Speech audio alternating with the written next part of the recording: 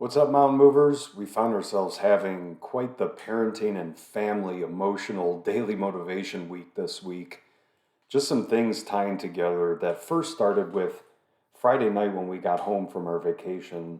Our daughter was still in vacation mode and just relentless with asking for attention, all these things. And meanwhile, we're trying to unpack, and the things started building and building. And finally, I saw her on the kitchen island unplugging some things that we had plugged in, and I snapped and I had a total parenting failure. And when I screamed, she got scared. She got sad and scared and went and sat on the couch and gave me this look that's really just tattooed in my brain.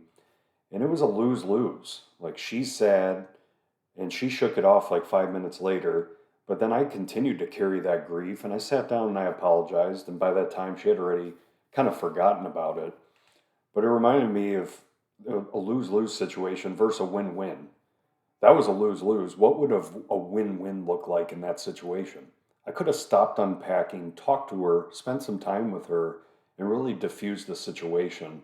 Or rather than getting to that boiling point, I probably could have just removed myself from the situation entirely and then went back once I was able to take a breath. And then later in the week, I get hit with that video by Anthony Trucks that's just sitting on the couch, not wanting to play ball with your kid, and then getting frustrated and finally snapping on him. And the kid finally texting his mom and saying, "Why does dad hate me?" And that one made me tear up. And I know I sent it out to several others, and it was a daily motivation. And somebody said, "Who's chopping onions in here?" The video really hits home.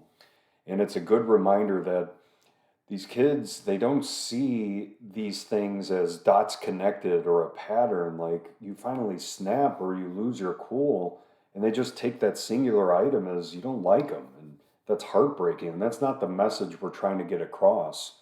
So, in your actions, your posture, your behavior, what message are you portraying? Even if you're not saying it, even if you're not thinking about it, reflect on it and be better.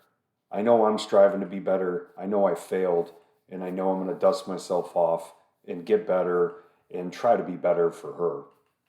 And that leads into the last thing that I've really been reflecting on, and I talked about it on a podcast recently, of the whole notion of finding 50. And so even in my book, I say I'm either all in or not, full throttle.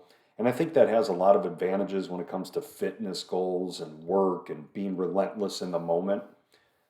But if I'm zero at home, that's a loss. And most of the time, if I'm 100 at home, that's a loss. And so I'm trying to work through what finding 50 looks like. So, how can I be sort of in the middle of the road when I'm with my family? So, if I sit down on the couch, I'm not dead to the world and living out that video from earlier in the week.